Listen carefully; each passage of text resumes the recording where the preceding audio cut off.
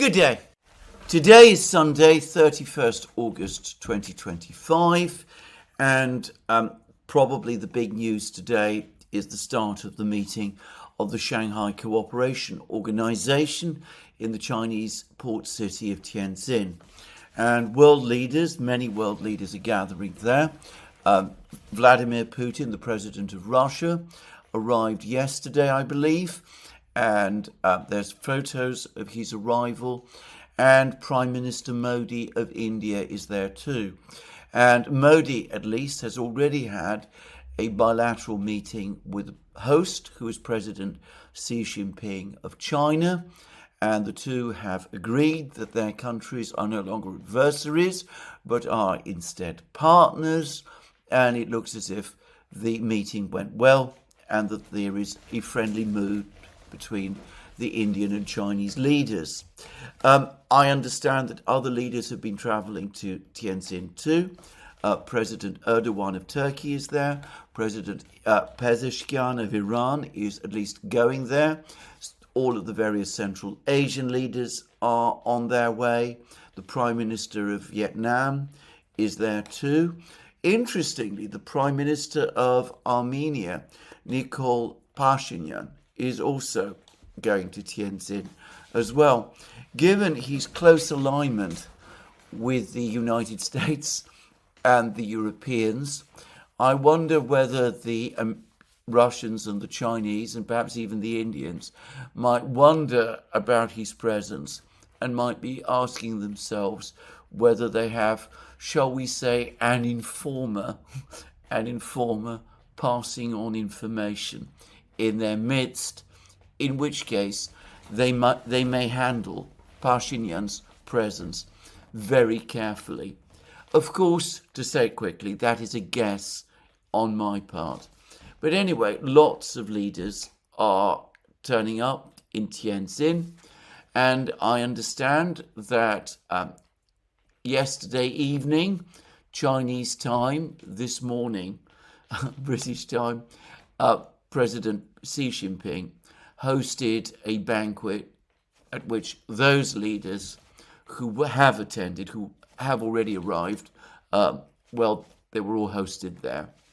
Now, if we're talking about Putin himself, apparently he's brought a massive team of people with him.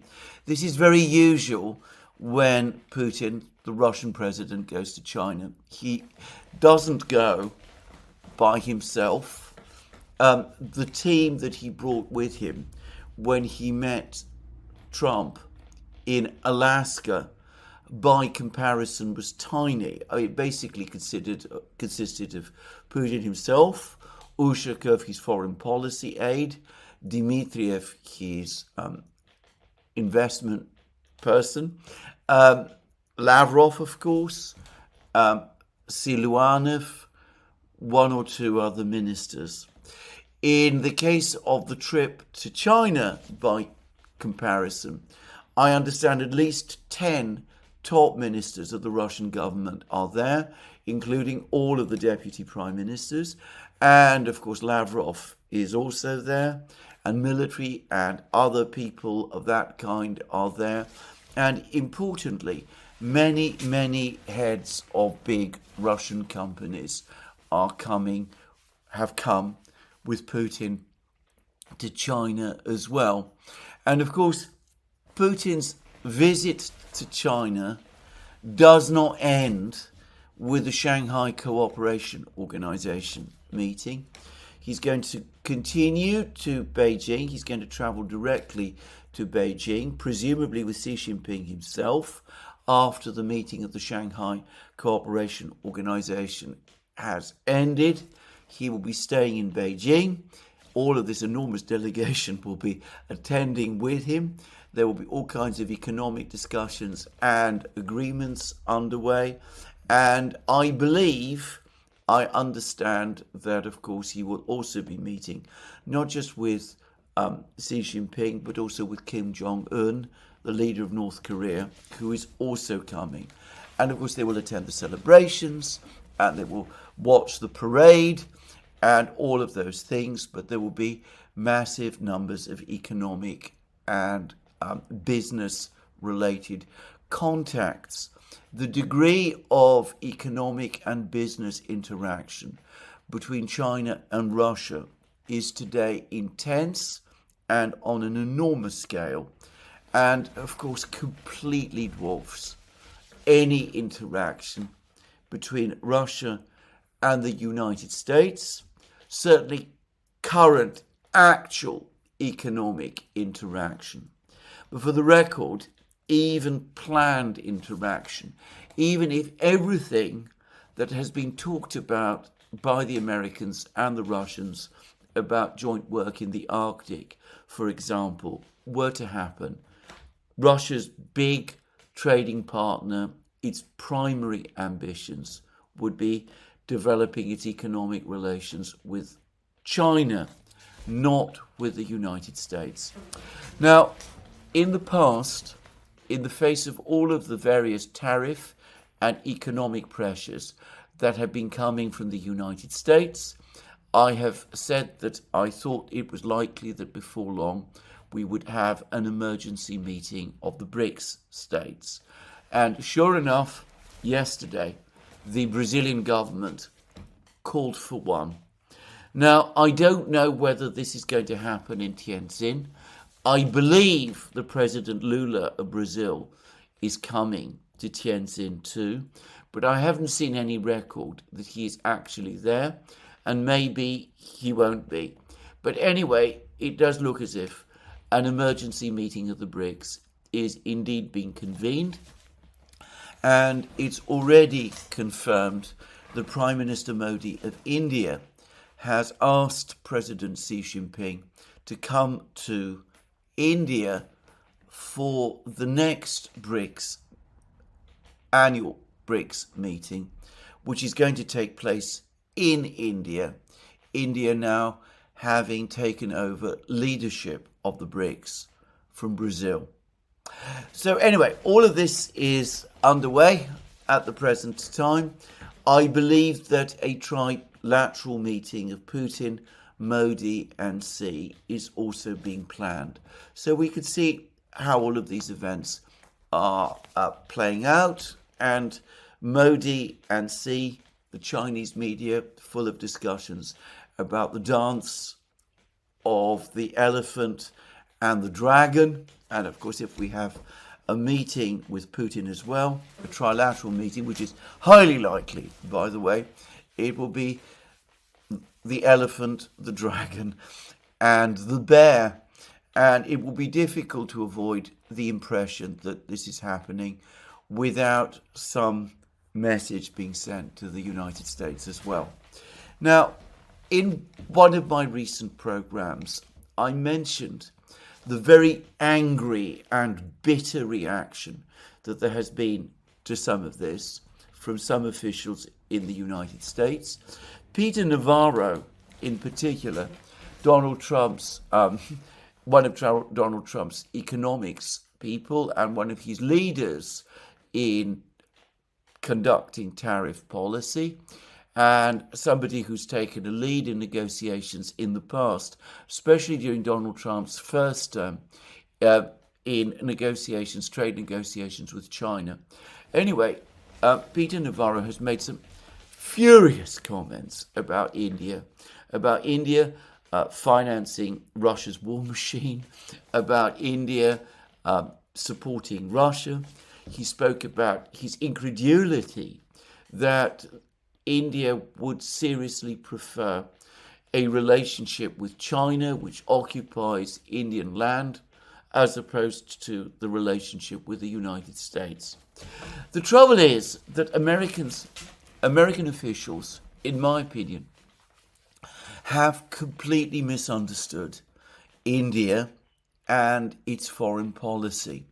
They have failed to see India for what it is, as a country that has ultimately aspirations to be a great power, that feels that its size, the size of its economy, its rapid economic growth rate, the increasingly large population of highly educated people in India, the size of its armed forces, all of that ultimately point to the day when India will indeed be a great power. And they fail also to understand that India, as a great power or aspiring great power, values its independence, its ability to make its own decisions, has its own foreign policy, its own national interests, and of course, if we're talking about imports of Russian oil, which have been such a vexed topic, and for the record, the Indians are now stepping up their imports of Russian oil. For the Indians, this is a key matter. It's not just that India has an extremely close, long-term relationship with Russia, which it does. It's not just that for both India and Russia, this relationship has now become especially important as balancing out the BRICS, meaning that China is not in a position simply to dominate the BRICS, because there are two other major players, Russia and India, that also have within the BRICS a strategic relationship. It's not just those things. There are also fundamental economic issues as involved as well. So it's now being claimed by various economists in the United States, in the West, that the tariffs that the United States is imposing against India will more than erase whatever earnings, whatever profits India has made from the various discounts, oil discounts that the Russians have been providing. But then this deeply misjudges the nature of the Indian economy, because obviously the countries, the businesses that export to the United States, some of them are important ones, the textile industry, the diamond cutting industry, those sort of industries, and they employ lots of people.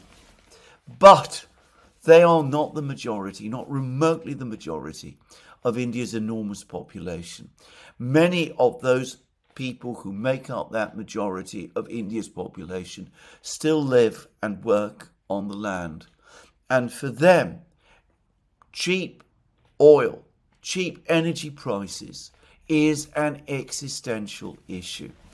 Given that Prime Minister Modi depends politically for these people, given that the Congress, the rival Congress party that might one day seek to replace Prime Minister Modi's party as the ruling party in India again, also needs the support of these people if it is to regain power. Indian governments simply cannot afford to ignore their interests. They cannot simply sacrifice them in the way that the United States appears to assume that they did. And on the bigger geopolitical questions, I am going to say again that it seems to me that the United States, obsessed as it always is, as it continuously is, with its complex games of geopolitical chess, simply does not grasp that these countries, China, India, Russia, not only have their own national interests and, as I said, maintaining stability in the agricultural economy is absolutely one of India's national interests, but they have a history of statecraft that is millennially older than that of the United States itself. They are not obsessed with these intricate games of geopolitical chess that take up and absorb so much of the time and energy in Washington. They don't see the world in that way. Their perspective is longer, it's deeper. China and India have interacted with each other for thousands, literally thousands of years. Russia and China have had diplomatic and trade relations with each other for longer than the United States itself has existed. Sometimes there are periods of tension, sometimes there are deep and profound quarrels, sometimes these countries will seek to hedge with the United States in their various interactions with each other. But long term, they're never going to shape their interactions, these long historic interactions that each of them have, in order to fulfill American geopolitical chess games. It's completely to understand how statecraft works, and it's something that American leaders always seem to struggle to understand, assuming, as they always do, that in their games of geopolitical chess, countries can be expected to act both in an American interest and predictably so. So anyway, that's what I'm going to say about the meeting of the Shanghai Cooperation Organization.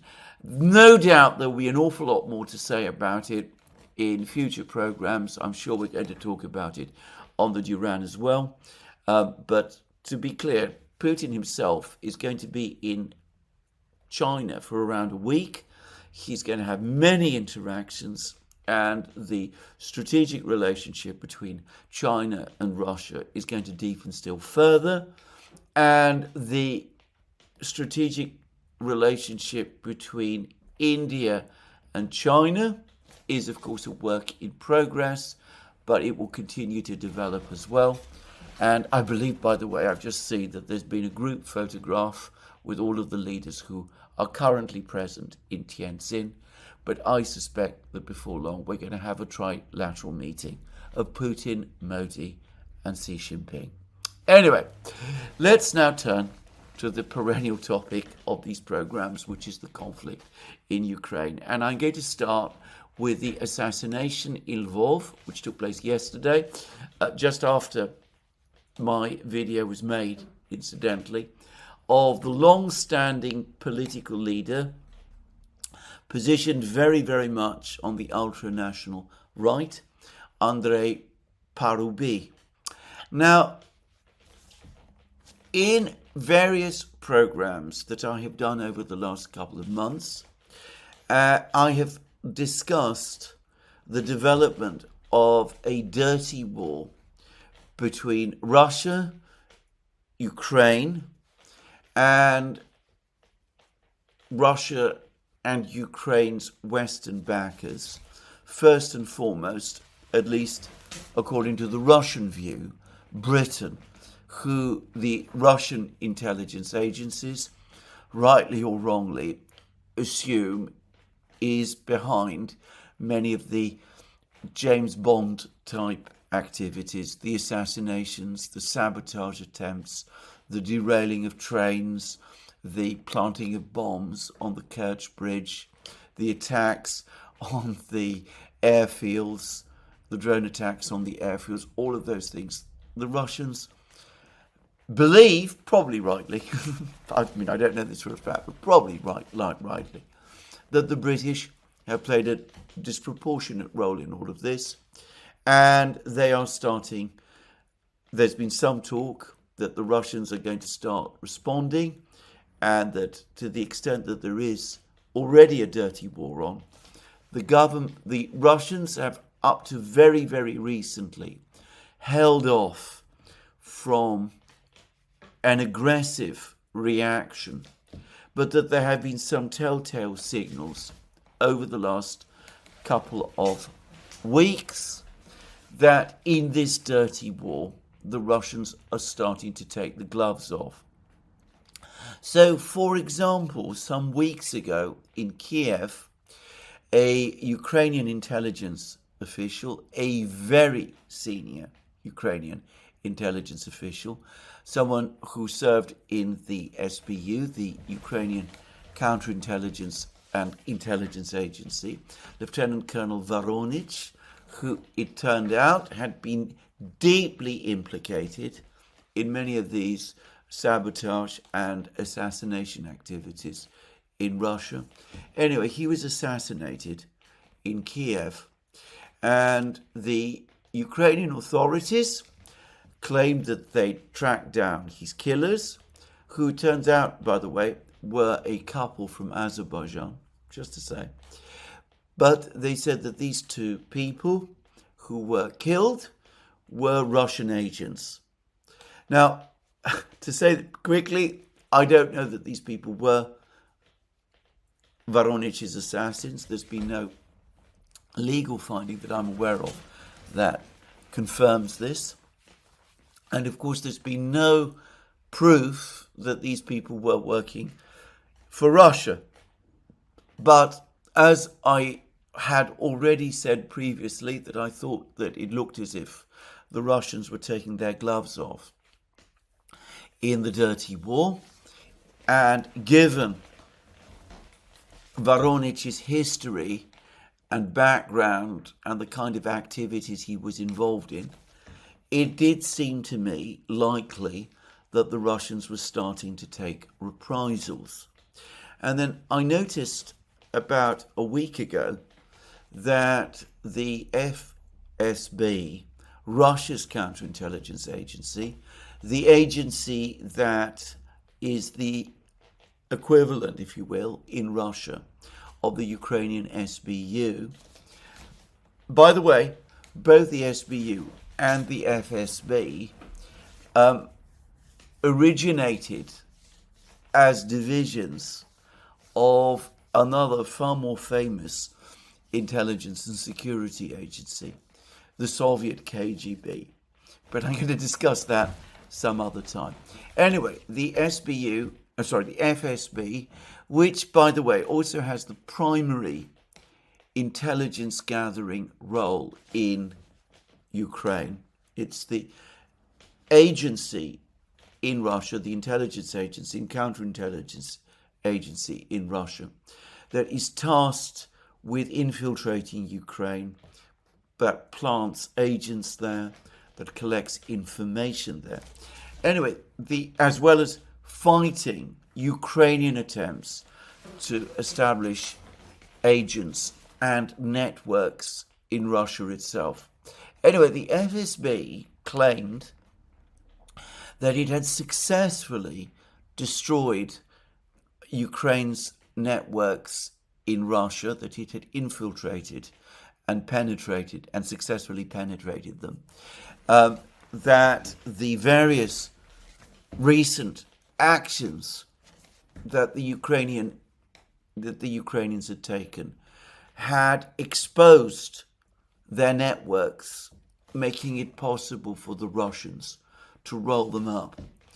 And the FSB, it wasn't directly the FSB, but there were reports in the Russian media which said that by contrast, the Russians, and it presumably is the FSB, have managed to create a wide and a very effective network of agents and cells in Ukraine itself, where the FSB might have been short in this regard at the start of the war.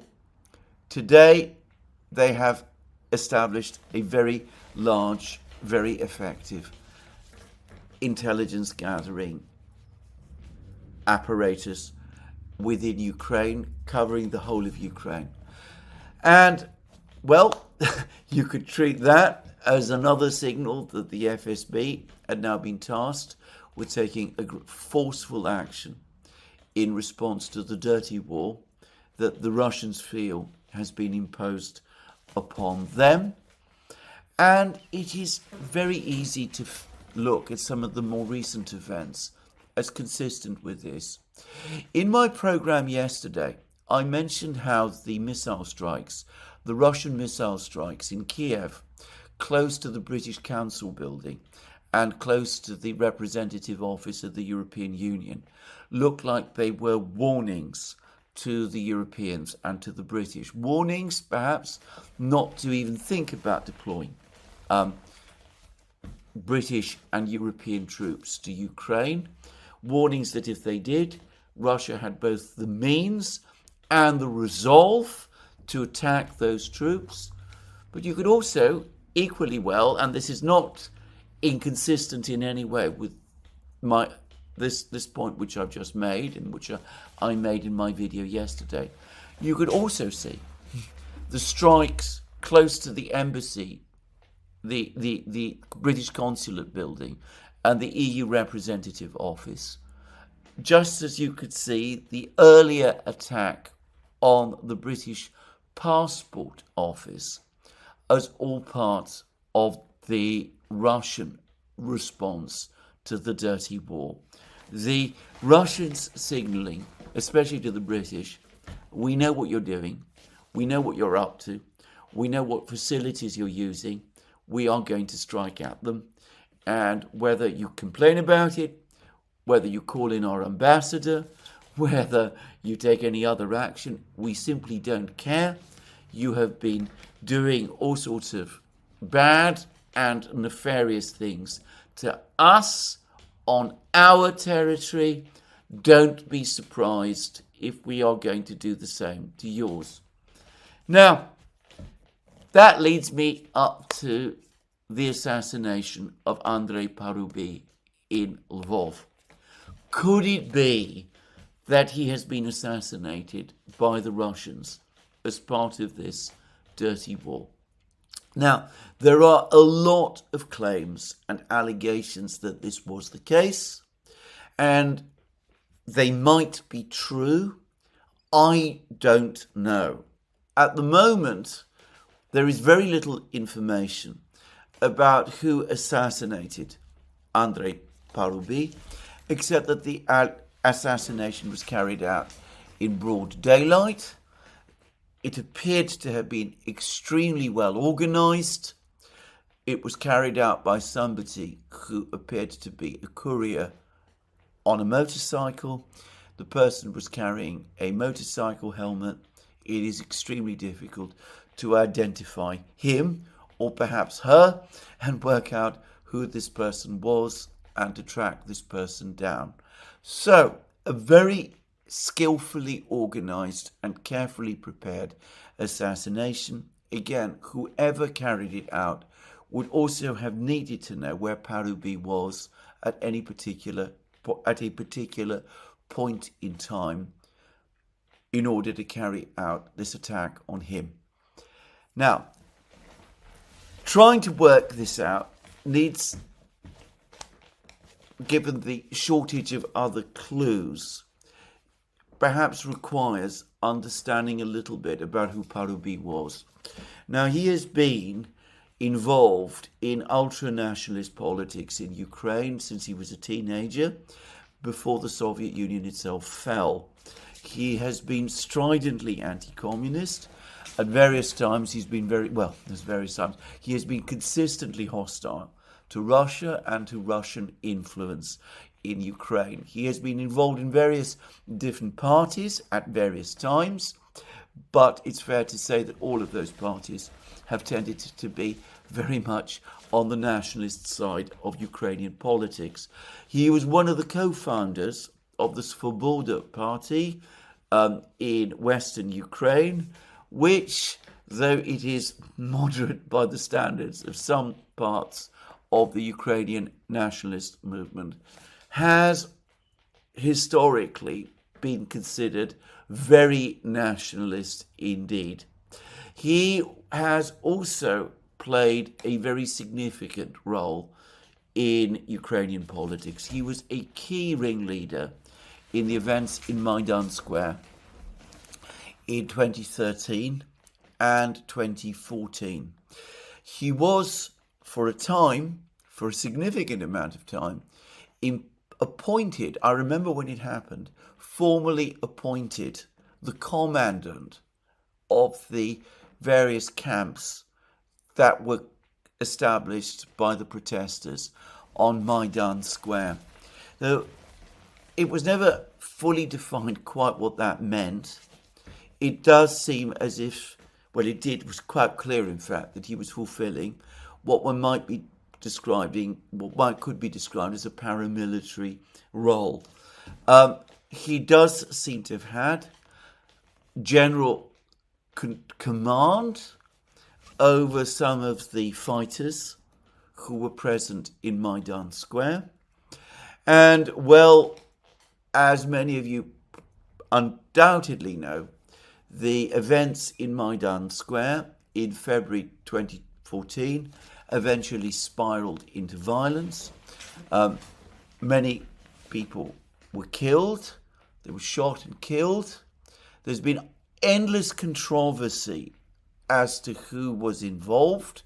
The protesters, the leaders of the protesters, including Parubiy, blamed the riot police, who were at that time serving President Yanukovych of Ukraine, the president who the Maidan events overthrew.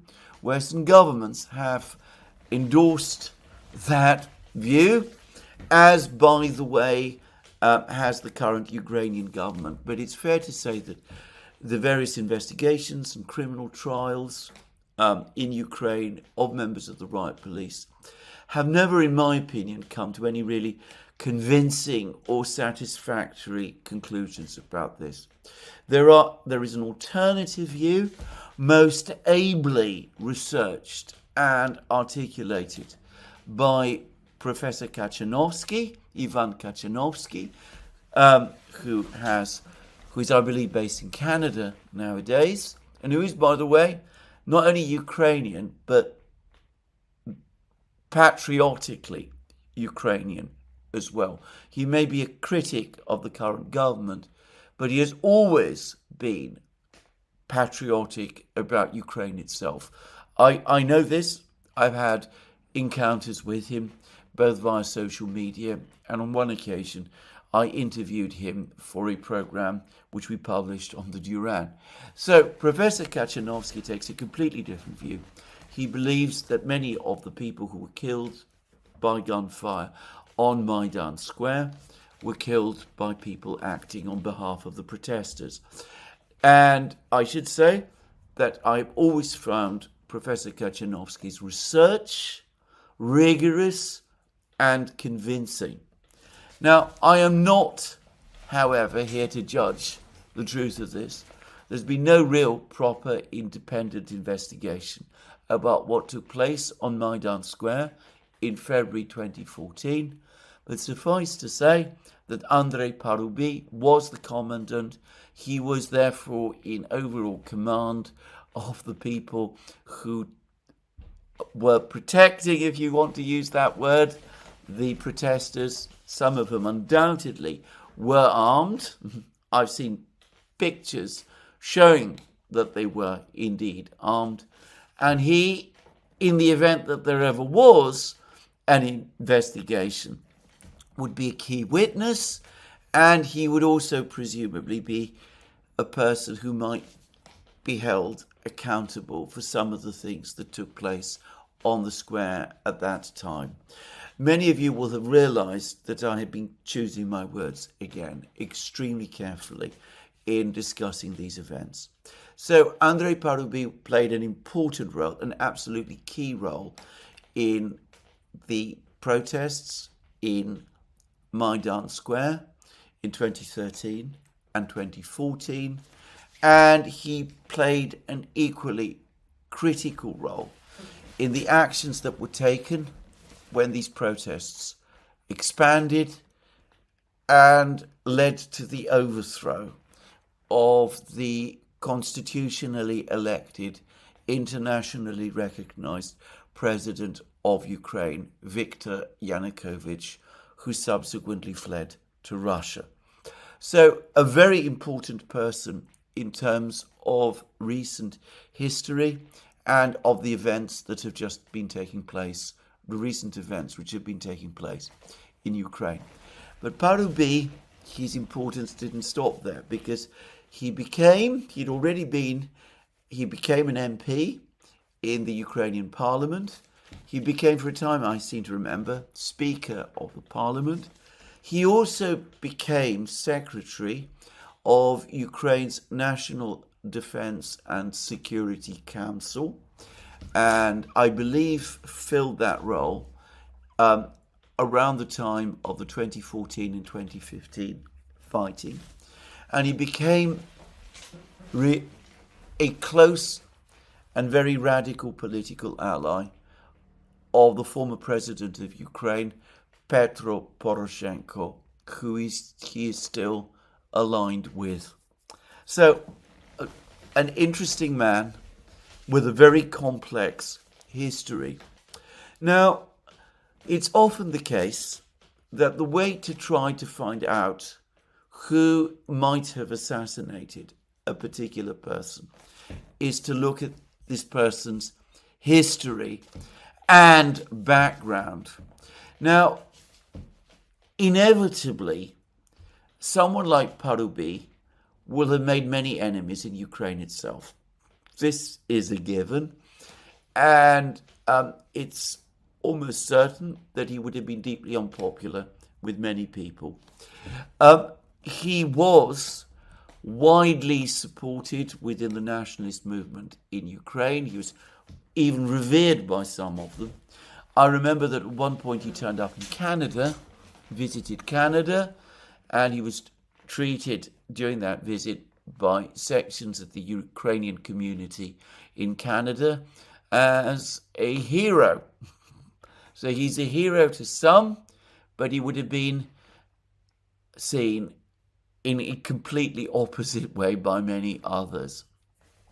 He might also have been somebody who some people in Ukraine might have seen as dangerous. Now, we have recently been through a period of protests against the current government of President Zelensky. President Zelensky, as we know, has been trying to tighten control of Ukraine. He closed down various or attempted to take control of various anti-corruption agencies in Ukraine. For the record, I believe that he does now actually control them. And, well, I personally think that his position is secure, but others think otherwise. There's reports that the Americans are tired of Zelensky and have been attempting to remove him. And, well, could it be that the removal of Parubiy is connected to all of this? After all, he was not at the time of his death part of the Ukrainian power structure.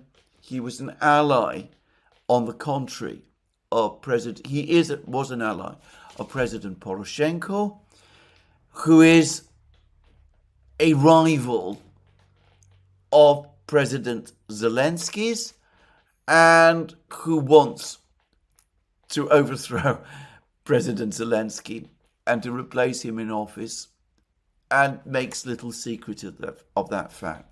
So could he have been removed for that reason, as part of an internal Ukrainian power struggle? Well, it is certainly possible, and I can't say that I would exclude that possibility entirely. But based on what we have seen about the way in which, as I said, it's been looking increasingly as if the Russians have been pulling off the gloves, have been coming after important people like Colonel Voronich in Ukraine, and have been making other steps as well. I do wonder, and again, I want to stress, I don't know, whether the Russians might not have had a hand in Parubiy's murder. I say this. Firstly, the operation itself was clearly very well organized. People knew where Parubiy was. People knew how to keep an eye on him. Of course, there are people opposed to the Russians in Ukraine who would also have those skills. But I suspect, based on what the FSB and others are saying about the effectiveness of Russian networks in Ukraine, the Russians now do have the means and the people in place and certainly have the skills to pull off something like this. So that might point to the Russians. It's been suggested that the Russians would want Parubiy alive because he's such an important witness to so many of the things that have happened, and that they might want at some point to arrest him and to put him on trial and all of those kind of things. But is there anybody in Moscow who thinks that is a realistic possibility? I would have thought it extremely unlikely. Let us assume that Ukraine were indeed to collapse. It seems to me that Parubiy would be one of those who would make the fastest escape to the West, where he could continue to be a thorn in Russia's side. He showed himself to be a skillful organizer. If there were any plans, for example, to try to create some kind of insurgency inside Ukraine, Parubiy might be one of the people who would be effective in doing that. And that, it seems to me, might be a motive for the Russians to want to get rid of him. So it does seem to me as if the Russians probably, knowing his background, knowing the sort of person he is, knowing that he's completely irreconcilable, might want to remove him from the scene. And, well, they can be pretty ruthless, defending their own interests. And it seems to me that they absolutely would not hesitate, if they thought it was in their own interests, to eliminate someone like this. So,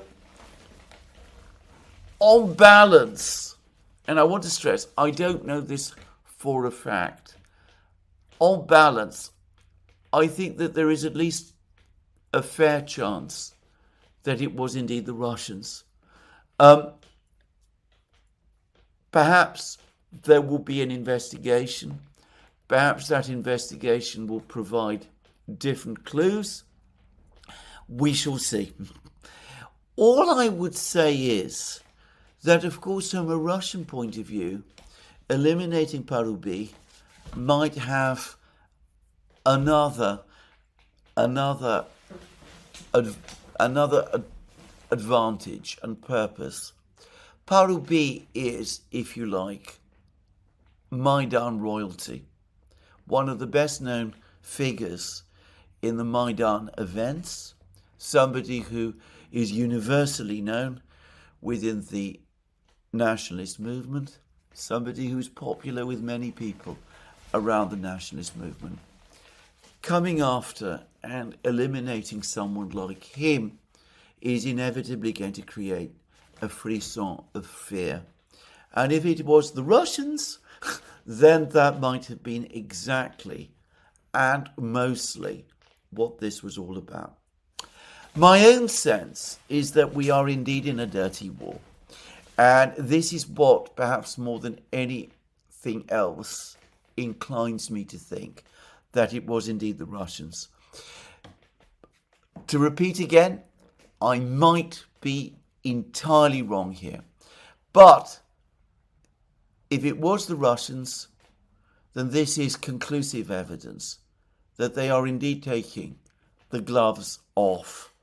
And they're not just now limiting their reprisals, and they will certainly see them as reprisals, at the intelligence and security officials like Lieutenant Colonel Voronich, but they're now coming after the political leaders, the political deciders in Ukraine as well. Anyway, we will see. There may be more information about this affair before long, but that's what I'm going to say about it in this program today.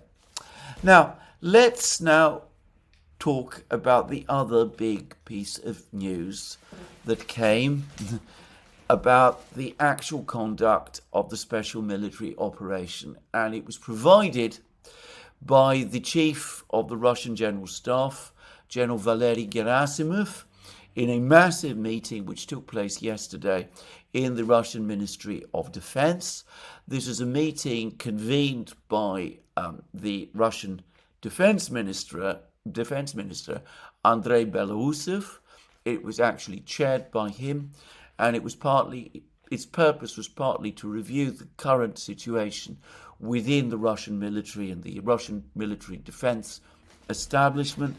Belousov provided his own report. He received reports from many, many Russian officials, and one of those reports was provided by Gerasimov, and he provided an overview, a more detailed overview of the state of the special military operation from a Russian perspective than any Russian military official has done since March 2022, when I remember that the operations chief of the Russian General Staff, General Sergei Rudskoy, did briefly something very similar, though it must be said that Gerasimov's overview was much, much more extensive. Now, I will anticipate by saying that Gerasimov provided some startling information. I don't think startling is too strong a word. And the general picture that he provided was of Russian advances further and deeper than had been reported before, and of an even worse situation for Ukraine than has been reported up to now.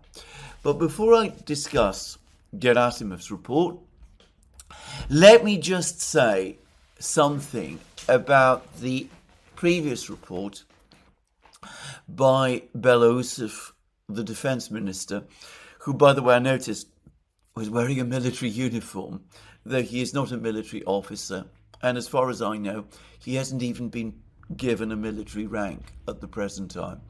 But Belousov did say one very interesting thing, which I presume is true, and which perhaps it's worth taking into account.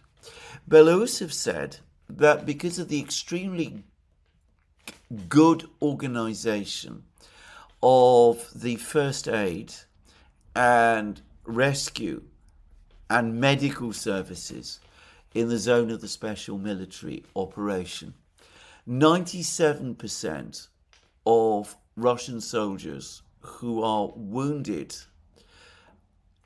are able to achieve a complete recovery and are able to rejoin their units and return to the battle.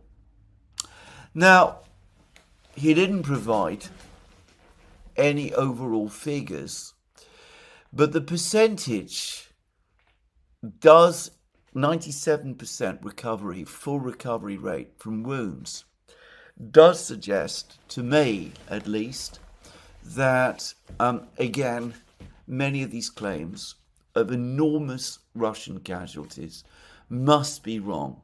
Obviously, I say that you have to believe that what Belousov is saying here is true, but then why exactly would he want to lie about something like this to a meeting of this kind? I mean, it's not as if this is something that was told to the Russian people or the world in general. It was said to a select group of military officers, and you need to go to the Russian Defense Ministry's website and Telegram channel to find out about it. So, given that one assumes that the people who are critically injured is a group within the 3% of Russian soldiers who get wounded, and the people who are actually killed, the soldiers who are actually killed, is another fraction within the 3%. Well, how is it possible, in that case, to reconcile this number that Belousov is giving us, 97% complete recovery amongst people who are injured? How is it possible to reconcile that with some of the astronomical numbers for killed and wounded Russian soldiers that we are hearing? To me, it makes no statistical sense. I am not a statistician, but I find this claim of Belousov's essentially refutes this. Anyway, I mentioned that. Those of you with a better grasp of statistics than me can probably draw your own conclusions. I'll be interested to see what they are. But it was an interesting comment that Belousov said, and I think it deserves more attention than it's received. Let's now turn to what Gerasimov said, and he's provided his account in the usual clipped way that Russian general staff officers do. And it was factual, and it was hardly bombastic, and it was rather dry. Now, the first thing to say is that can we rely on what Gerasimov is telling us? Now, Gerasimov has said things in the past which might cast doubt on some of his credibility. At the start of Ukraine's August 2024 Kursk offensive, he attended a meeting in the Kremlin, which was chaired by Putin, and gave a summary of the situation as it appeared then. This is on I think it was the third day of Ukraine's operation.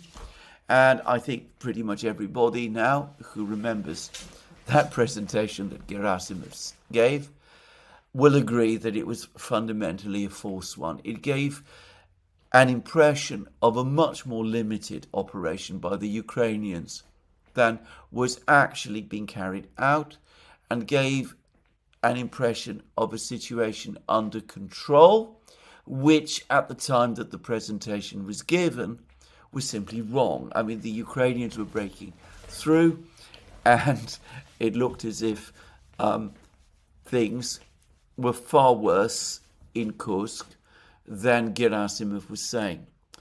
Now, I said at the time, when I read Gerasimov's report, and on one of the programs I did at the time, that it was obvious to me that Gerasimov's report had been extremely carefully coordinated with Putin's office, that it had been very, very carefully prepared, precisely with the purpose of playing down what was happening in Kursk region, so as not to create perhaps alarm and panic, and to give the impression that the situation was indeed being brought under control. And it probably was the case that in the part of the meeting that was not published, Gerasimov was much more frank and forthright about what was actually happening. And by the way, I still think that. But nonetheless, we are faced with the fact that on that occasion, in August 2024, Gerasimov told us things that were significantly less than the whole truth about the military situation. Could he be doing the same thing today? Well, I can't see why, frankly. To repeat again, this is a meeting amongst senior military officials. Obviously, it is not classified because we all know about it, as you can read the entire presentation if you wish. But I'm not really sure why Gerasimov would be providing this information at this time if he thought it was wrong, if he knew it was wrong. If you knew it was wrong, he would not be fooling the Ukrainians because, of course, the Ukrainians would know it was wrong. The Western governments would presumably also know it was wrong as well. The military officers, the Russian military officers he was providing this information to, would presumably also know it was wrong. So why do that? The logic isn't clear to me. And overall, I have to say, I think that Gerasimov probably was speaking in good faith. He did provide us with what he sees, what he thought was an accurate overview of the military situation in the area of the special military operation. Now, it could be that Gerasimov was mistaken on some things. There have been instances over the course of this conflict where it does seem as if Russian military officers on the ground have provided the military leadership in Moscow with false information about the situation.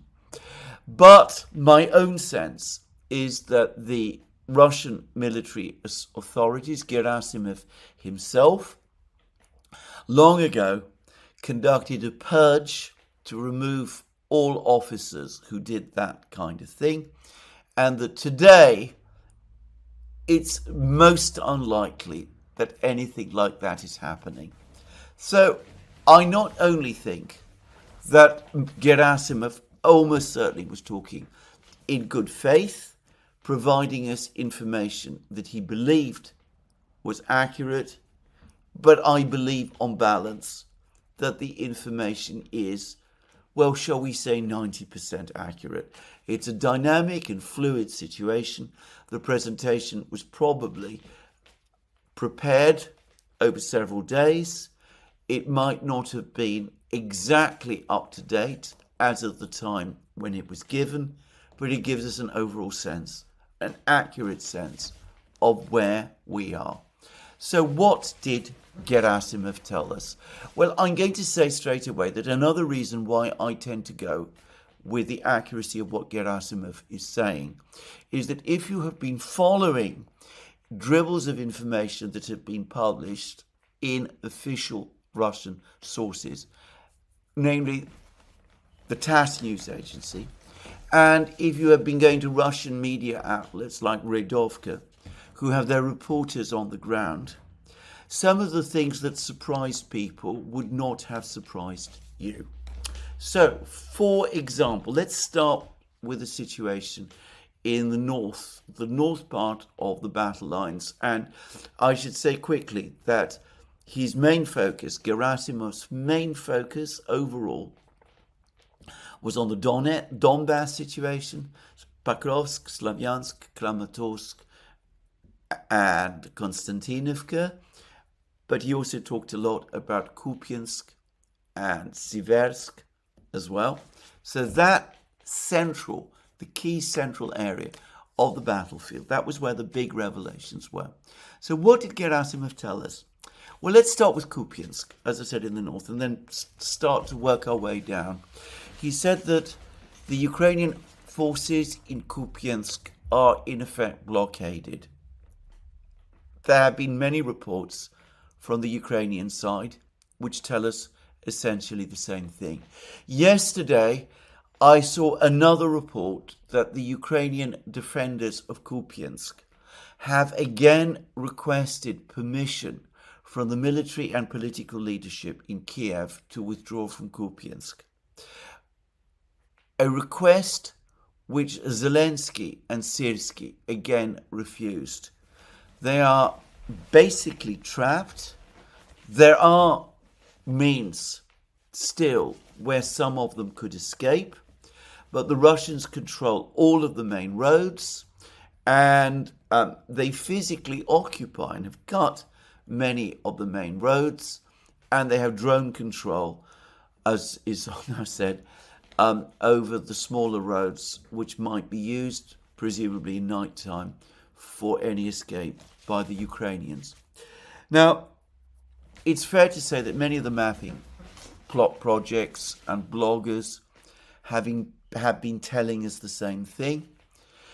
But Gerasimov said something else.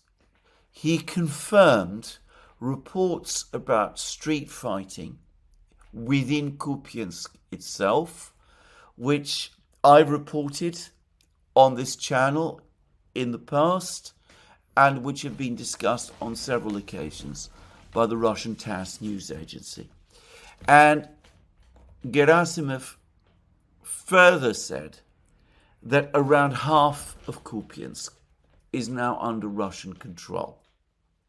Now, for the moment, I don't know of any mapping project that has accepted this or was aware of this before Gerasimov said it. But it's consistent with the information I've been seeing in TASS. It's consistent with the information I've been reading in places like Redovka, and I suspect it's true. So we could see that the situation for the Ukrainians in Kupiansk is significantly worse than even the worst reports coming from the Ukrainian side have been acknowledging. Now, Gerasimov said less about the situation in Siversk, though he did, he also provided a map, and there are some discrepancies between his map and some of the other maps that have been provided, which I'm not going to discuss in any great detail. But suffice to say that as far as I could see, he basically confirmed much of the information we've been getting from the various maps that have been published. But he also said, and he was very clear, that the Russians have actually broken into Siversk itself and that fighting is already taking place inside the town. And this is consistent with a piece of information that our old friend Andriy gave, which I mentioned yesterday, that the Russians had reached Siversk. They were within 500 meters of the town, having advanced on Siversk from the northeast. And it looks like in the hours that followed that report by Marochko, the Russian army has broken into Siversk, and there is now an ongoing battle taking place there. Now, moving further westwards, he provided perhaps the most interesting information of all. Now, here he was talking about the situation in the Slavyansk-Kramatorsk conurbation, North and Konstantinovka conurbation. Firstly, a couple of weeks ago, whilst the Battle of Chasiv Yar was still underway, it became clear that the Russians were making significant attempts to gain and capture territory north of Chasiv Yar. And it looks as if this process has continued. It seems that various Ukrainian-controlled villages in this large area have been surrounded, that the Russians are gradually working to reduce and capture all of these villages. And suffice to say, the Russians appear to be establishing stable positions immediately to the east of Kramatorsk, the central and biggest city within the Slavyansk-Kramatorsk Konstantinovka conurbation.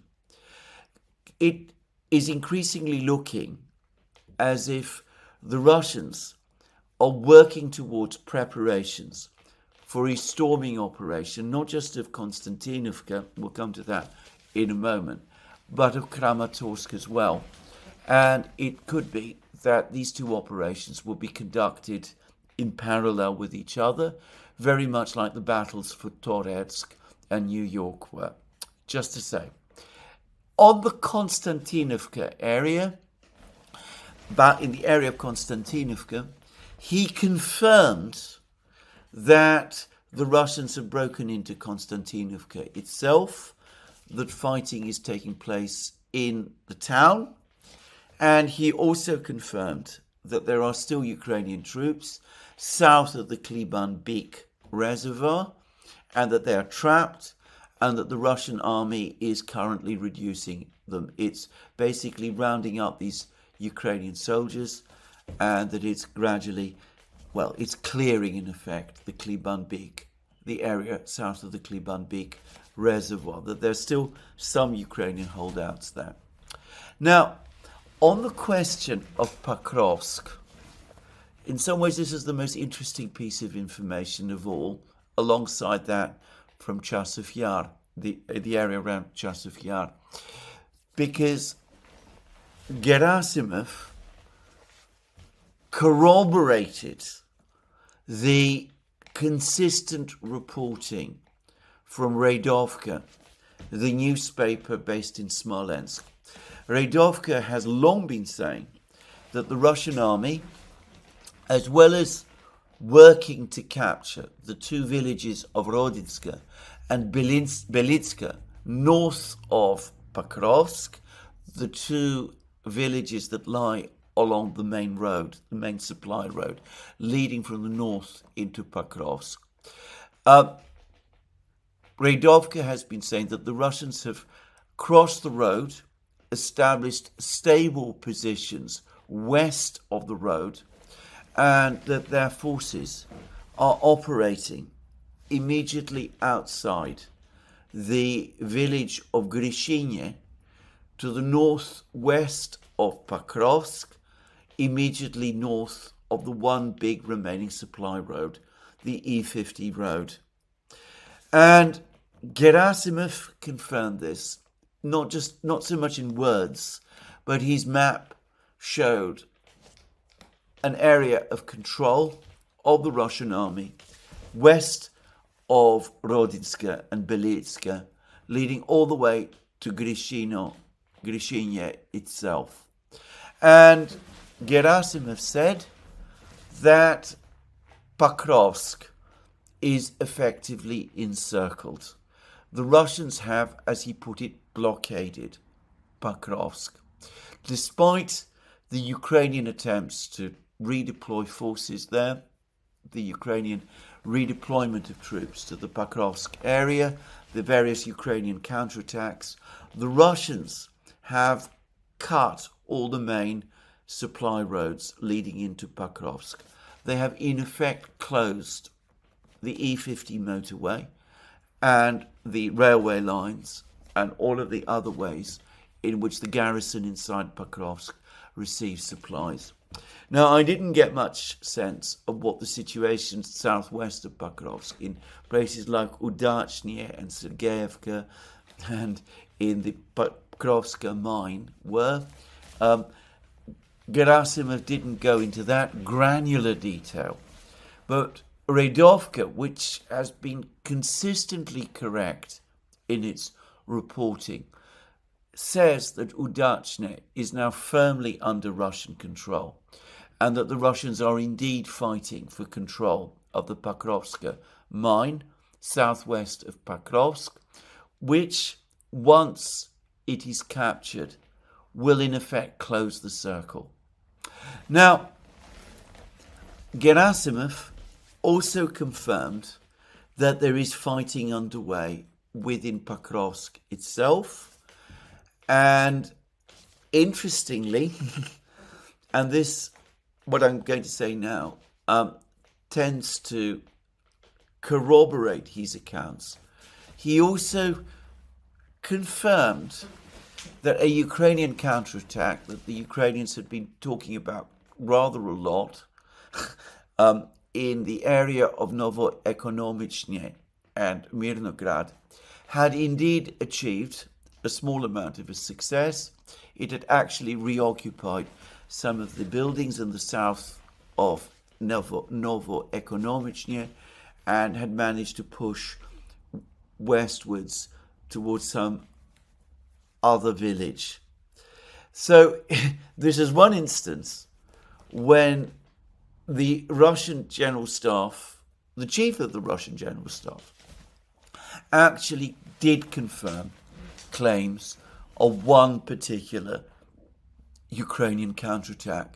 Now, Russian reports, both before and since, have said that this counterattack was mostly unsuccessful, that it's left Ukrainian troops, many Ukrainian troops effectively surrounded, that the Russians are in the process of recapturing all of this lost ground, that the Ukrainians have exhausted themselves in the area by conducting this counterattack. All of that is true.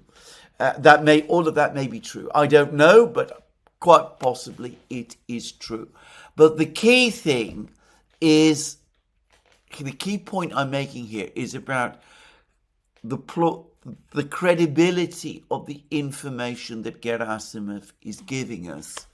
And here Gerasimov is confirming information that the Ukrainians themselves have provided about one of their counterattacks.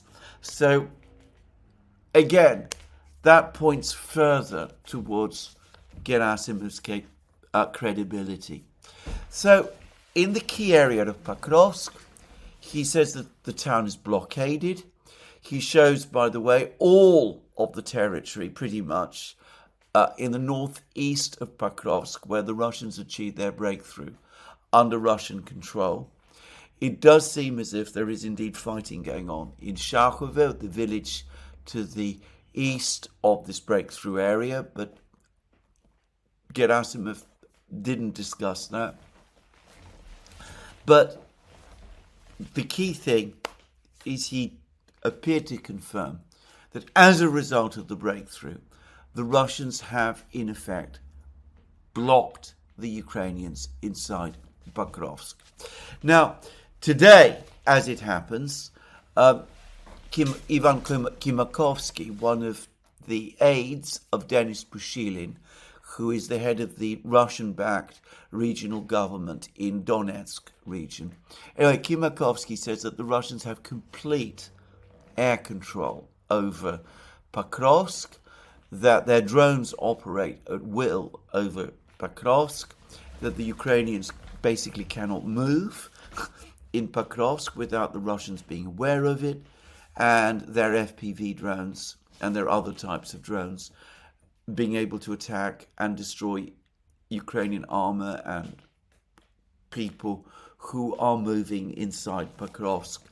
And perhaps in order to illustrate that point, a video was published today by the Russians which showed a vehicle, a Ukrainian vehicle moving in the northern area of Pokrovsk, just north of the railway line that bisects, that transits through Pokrovsk.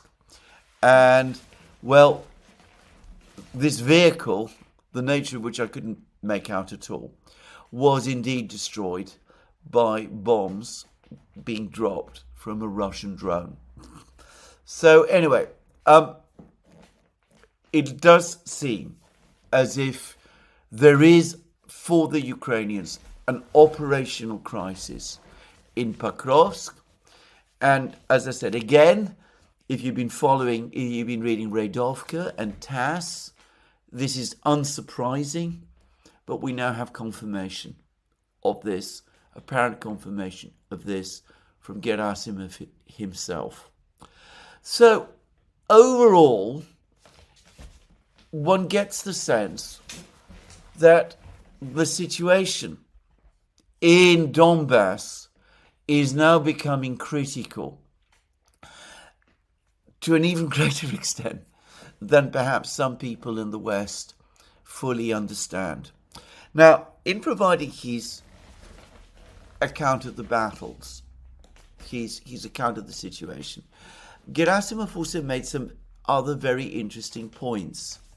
He said that this was a discussion of what has been happening on the front lines in the spring and summer, after, in other words, the successful capture of Kursk region, which took place in March, and the defeat of the Ukrainians there. But he said that the Russians now are working on the next stage of their ongoing offensive. There's been much discussion and rumor and debate about the Russian offensive having some end point this summer. Gerasimov clearly doesn't think so, because he's talking about a developing offensive and of an offensive continuing.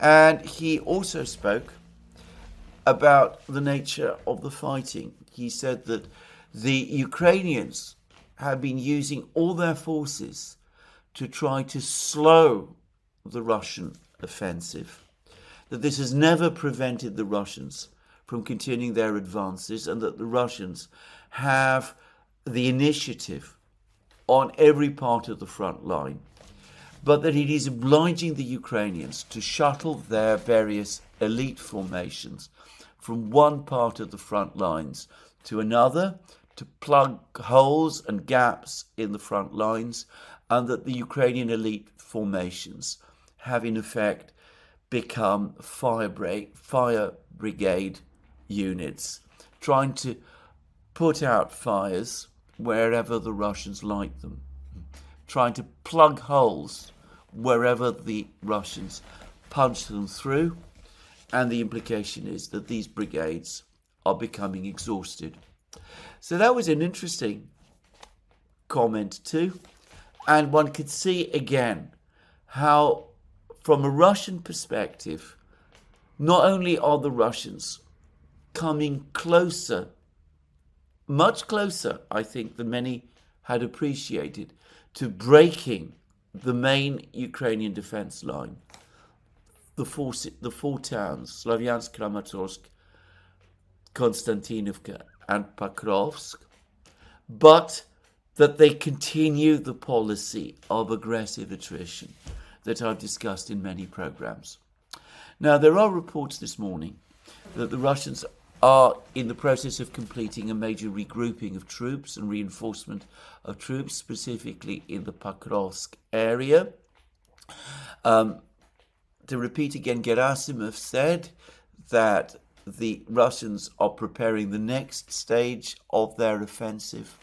If these reports are correct, then perhaps the Russians are now close to deciding that the moment has come to bring the fighting in Pokrovsk to an end, to capture Pokrovsk, and in effect to break the Ukrainian defense lines. Because if Pokrovsk falls, as I've discussed many times, the other Ukrainian defenses in the other three towns, Slavyansk, Kramatorsk and Konstantinovka, risk being outflanked.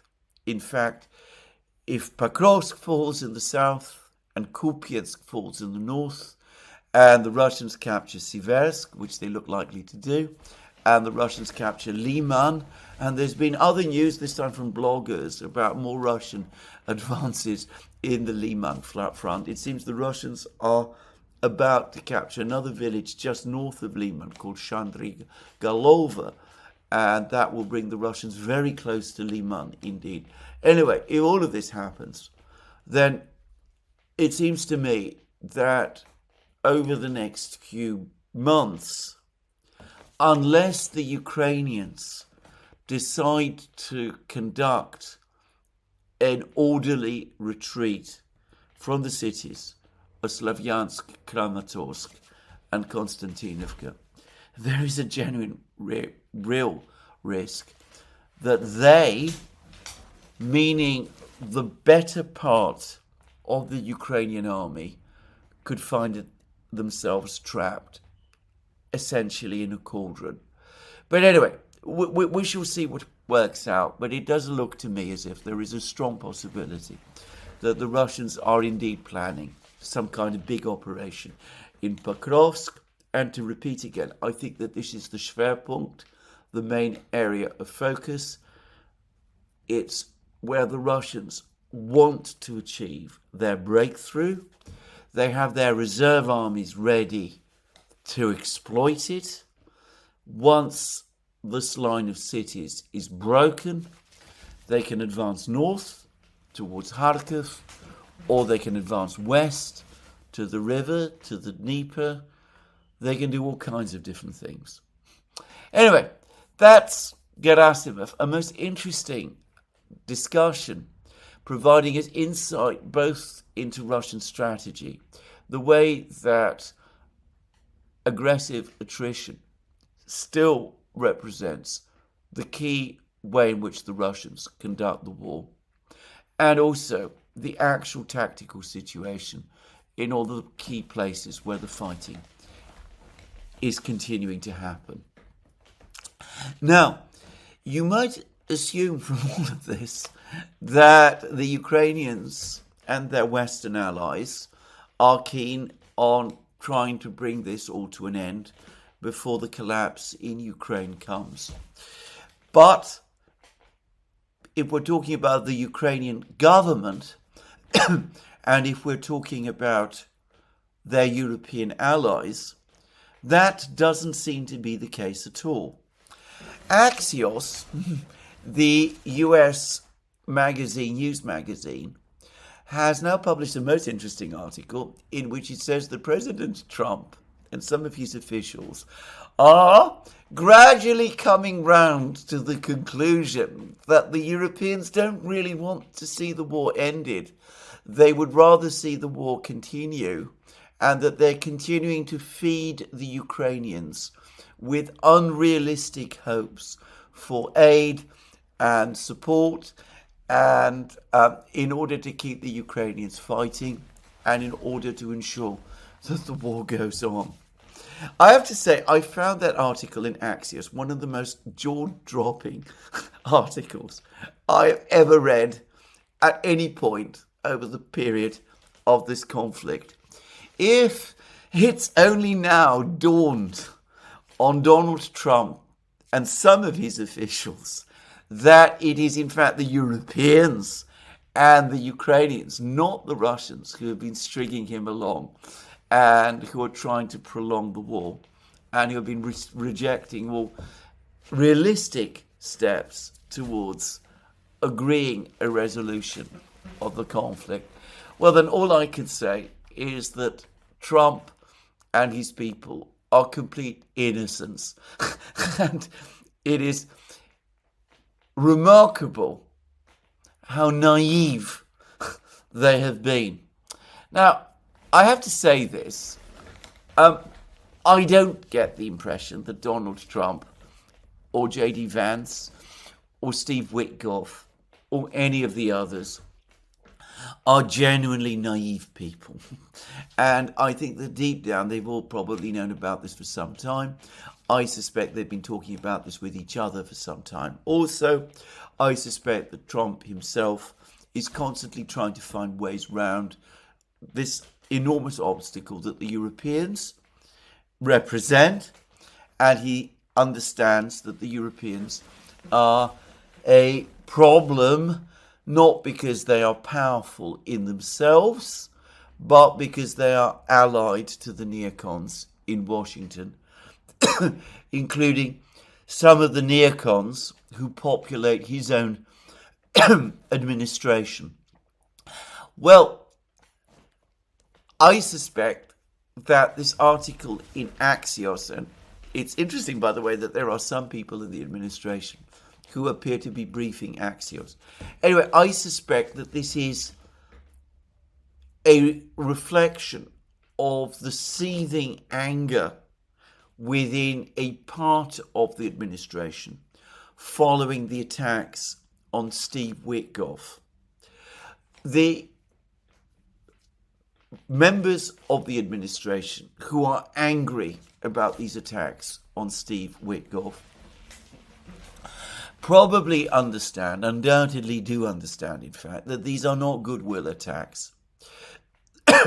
That it's not, the criticisms of Witkoff are not because the Europeans actually think that Witkoff is incompetent, or that he doesn't understand Putin, or that he isn't briefing Trump properly, or any of those things. The reason the Europeans are trying to discredit Witkoff is because they're trying to discredit the entire process of discussion between the Americans and the Russians, because they don't want that process of discussion to proceed and result in the achievement of some kind of peace in Ukraine. A peace which, as President Trump has apparently already told his officials, given the realities of the war, can only in the end be on something close to Russian terms. So one can sense some of the anger building up. We've seen the Americans refusing to criticize the Russian drone and missile attacks on Kiev. We can see the strong pushback, not just from J.D. Vance now, but from other members of the administration against the attacks on Witkoff as well. And we can also see some of the other criticisms that are taking place and some of the other steps that the administration is taking. One of the most remarkable of which, by the way, I should have mentioned previously, is the administration's decision. It's attributed to Tulsi Gabbard, but I am sure that it was a joint decision of the president. The decision by the administration to deny information to the members of the Five Eyes alliance, which of course means in this context the British, about the ongoing discussions between the Americans, the administration, and the Russians. Something which, to my knowledge, is unprecedented and must have caused deep alarm, though unstated alarm, in London. But when I said that this was a jaw-dropping article in Axios, you know, that the idea that the Americans have only just now realized that the Europeans don't really want peace and all of that. When I said that, well, you don't really need to spend too much time doing what I do on these programs and analyzing in detail the various European discussions and the various machinations and intrigues that the Europeans engage in to see that. All you need to do is, first of all, to listen to Vladimir Putin, who over the course of the press conference in Alaska, in effect warned Trump about the fact that the Europeans were most unlikely to be constructive and would instead be as obstructive and engage in as many intrigues as they could in order to derail the entire process. So you can listen to Putin, but there's someone else you could listen to as well, and that is Zelensky, the president of Ukraine. And he's back at it once more. Yesterday, he made a further speech in which, surprise, he said that the only way forward is through an unconditional ceasefire, in other words, a freezing of the conflict. And he says that everybody except the Russians agrees. Everybody agrees? Donald Trump said in the meeting with Putin in Anchorage that he'd come round to Putin's point of view, that an unconditional ceasefire was not the way forward. Trump actually wrote a comment on Truth Social about this. And yet here we have Zelensky repeating once more that demand which the Russians have always rejected for an unconditional ceasefire, and implying that everybody, including Trump himself, is still in agreement with that approach. Now, what is that if not an attempt to sabotage the understanding the Americans and the Russians, Putin and Trump, reached in Alaska? There's much commentary and talk in the media in the West about how Trump always puts the pressure on Zelensky as opposed to Putin. I don't really think this is true at all. After all, Trump continues to authorize weapons transfers to Ukraine. He continues to provide indirectly financial and economic assistance to Ukraine. He threatens the Russians with sanctions all the time. How can one say that that is not pressure? Perhaps the problem is not that he doesn't pressure Putin, but that he doesn't pressure Zelensky enough. He doesn't take Zelensky and the Europeans to one side and tell them, look guys, this war is lost. If you continue in this way, the Russians will break through in Donbass. They will do so fairly soon. And then you'll be in a far worse position than the one you're in today. And it could be that the outcome will be that you will not only lose, but that you will lose all. Trump has never done that. And unless and until he does, I suspect his diplomatic moves, such as they are, will be stillborn. Anyway, this is where I'm going to finish today's program. Let me remind you again, you can find all our programs on our various platforms, Locals, Rumble and X. You can support our work via Patreon and Subscribestar. Links under this video. Last but not least, if you've liked this video, please remember to tick the like button and to check your subscription to this channel. That's me for today. More from me soon. Have a very good day.